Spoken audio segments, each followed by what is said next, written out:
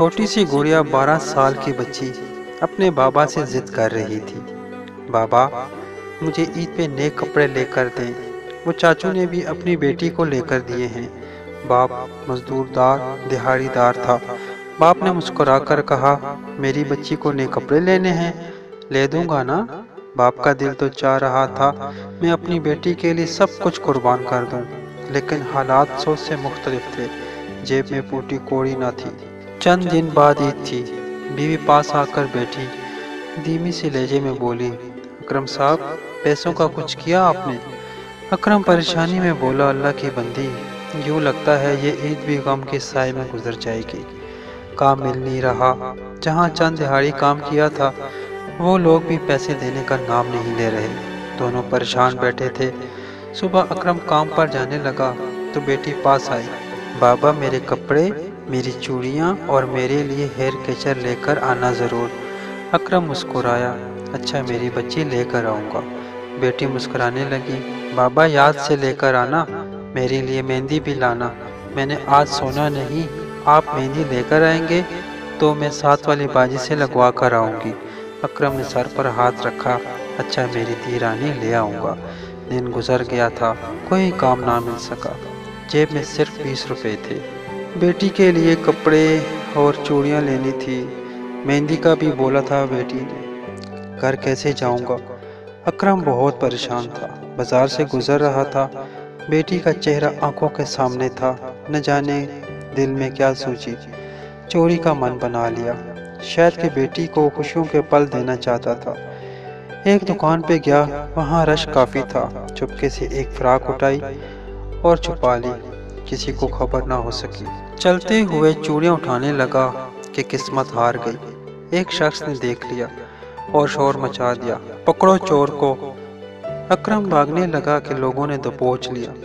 ہاتھ میں بیٹی کے لیے چوڑیاں پکڑی ہوئی تھی۔ ایک شخص آگے بڑھا، اکرم کو منہ پر تھپڑ مار دیا، کتے انسان چوری کرتا ہے۔ ایک چلا کر بولا، تلاشی لے کمینے کی، بیٹی کے لیے فراق چوری کی تھی، وہ بھی برآمد ہوئی۔ ایک شخص آگے بڑھا، گریبان سے پکڑا اور بری طرح اکرم کو مارنے لگا، کپڑے پھاڑ دیے۔ اکرم ہاتھ جوڑے معافی مانگ رہا تھا، میں چور نہیں ہوں، چور نہیں ہوں، لیکن کون سننے والا تھا؟ بیٹی گھر میں باپ کا انتظار کر رہی تھی، خوش تھی، میرے بابا آئیں گے، نئے کپڑے لے کر آئیں گے، مہندی لگاؤں گی ہاتھ پہ، پاپا نئے جوتے بھی لے کر آئیں گے۔ اکرم کے چہرے سے خون بہہ رہا تھا، پھٹے کپڑے، برا حال۔ کچھ لوگ اس کی غریبی کا مذاق اڑا رہے تھے، موبائل پہ ویڈیو بنا رہے تھے۔ ایک لڑکا ویڈیو بناتے ہوئے بولا، ناظرین ہم نے آج چور پکڑا ہے، سنا ہے پہلے بھی بہت سی چوریاں کر چکا ہے، اس کو اب پولیس کے حوالے کیا جائے گا۔ اکرم روتے ہوئے بولا، میری فریاد بھی سن لو کوئی انسان، میں چور نہیں ہوں، میں ہار گیا تھا حالات کے سامنے، میں چور نہیں ہوں۔ ایک شخص آگے بڑھا، اس نے اکرم کو گریبان سے پکڑا، بغیرت شرم نہیں آتی تم کو چوری کرتے ہوئے؟ اللہ کا ڈر نہیں تم کو کیا؟ اکرم نے نظریں جھکا لی۔ اکرم لوگوں کو دیکھ رہا تھا، میری غریبی کی آواز سننے والا کوئی بھی نہیں، سب نے مجھے کتنا خوار کر دیا۔ اتنے میں میرا گزر بازار سے ہوا، میں نے دیکھا ایک شخص زمین پر بیٹھا ہوا، چہرے سے خون بہہ رہا ہے، کپڑے پھٹے ہوئے ہیں۔ کار رکی، لوگوں سے پوچھنے لگا کیا ہوا ہے یہاں، تو لوگوں نے بتایا، سر جی چور پکڑا ہے، چوری کر کے بھاگ رہا تھا۔ میں نے چہرے کی جانب دیکھا، شکل سے چور تو نہیں لگتا، یوں لگتا کہ حالات کا ستایا ہوا ہے، بیچارہ کوئی بے بس انسان ہے۔ میں پاس گیا، لوگوں کو اپنے بارے میں بتایا، فارس ہوں، کیا ہوا ہے یہاں؟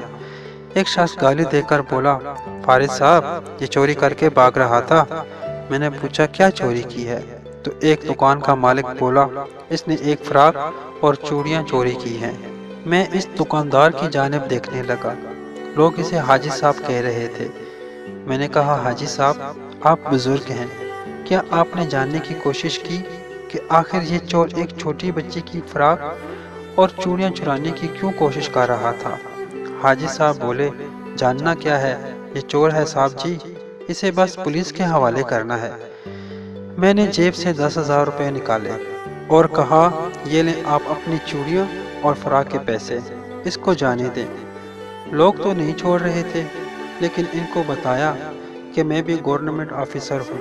وہ شخص میری جانب دیکھنے لگا، آنکھوں میں آنسو تھے۔ میں نے اس کا ہاتھ پکڑا، اسے اپنی کار میں لے گیا، پیار سے پوچھا کیوں چوری کر رہے تھے؟ آہستہ سے بولا، صاحب جی چور نہیں ہوں، بہت غریب ہوں، آج کل کورونا ہے، کام ملتا نہیں، جن لوگوں کے پاس کام کیا تھا وہ لوگ پیسے نہیں دے رہے، میرے پاس صرف 20 روپے کے علاوہ کوئی پیسہ نہیں ہے سر جی۔ میری ایک بیٹی ہے 12 سال کی، وہ ضد کر رہی تھی، بابا مہندی، چوڑیاں اور نئے کپڑے لے کر دیں۔ میری بیٹی بہت خوش تھی، میں وعدہ کر کے آیا تھا بیٹی لے دوں گا۔ جب کہیں سے پیسے نہ مل سکے تو خالی ہاتھ جاتا اور بیٹی پوچھتی، بابا چوڑیاں کہاں ہیں؟ تو میرا دل پھٹ جاتا صاحب جی۔ بس بیٹی کی محبت میں یہ سب کرنا پڑا صاحب جی، چور نہیں ہوں میں نے اسے حوصلہ دیا اور کہا مجبوری میں انسان سب بھول جاتا ہے، لیکن چوری کرنا غلط کام ہے، آئندہ ایسا کبھی نہ کرنا۔ میں اسے ایک دکان پہ لے گیا، اس کو شاپنگ کروا کر دی، اس کی بیٹی، اس کی بیوی اور اس کے لیے کپڑے خریدے، اس کی بیٹی کے لیے چوڑیاں اور مہندی بھی خریدی۔ وہ بہت خوش تھا، بہت خوش۔ پھر اسے اس کے گھر چھوڑنے گیا۔ میرا دل تو تب تڑپ اٹھا جب اکرم نے دروازے پر دستک دی تو اس کی بیٹی دوڑتے ہوئے آئی اور بابا کے سینے سے لپٹ گئی۔ بابا میرے نئے کپڑے لائے ہو؟ میں نے ٹائم دیکھا، رات کے 11 بج رہے تھے۔ بیٹی بابا کا انتظار کر رہی تھی۔ کیا ہوتا میرا مردہ ضمیر کا مالک، یہ معاشرہ ایک بار اس کی مجبوری کو سمجھ جاتا۔ وہ حاجی صاحب چہرے پہ داڑھی سجائے ایک بار پوچھ لیتے، بھائی کیوں آخر چوری کر رہے ہو؟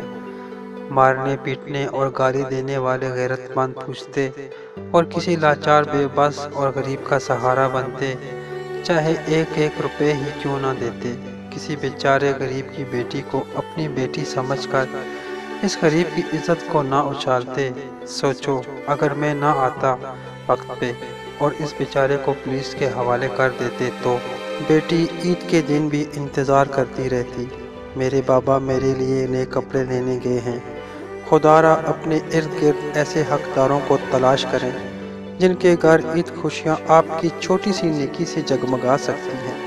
کسی غریب بے بس کو چپکے سے چند پیسے دے دیں تاکہ وہ اپنی بیٹی کو عید کی مسکراہٹیں خرید کر لا کے دے، نہ کہ کوئی بیچارہ اکرم کی طرح مجبور ہو کر غلط قدم اٹھائے اور پھر ہم غیرت مند بن کر اس کی عزت اچھالنے لگیں اور کسی بیٹی کی آنکھوں میں غم کے آنسو چھلک جائیں اور بیچارہ باپ اپنی بے بسی پر چیخ چیخ کر روتا رہے اور کہتا رہے، میں تو صرف اپنی بیٹی کے لیے بھٹک گیا تھا۔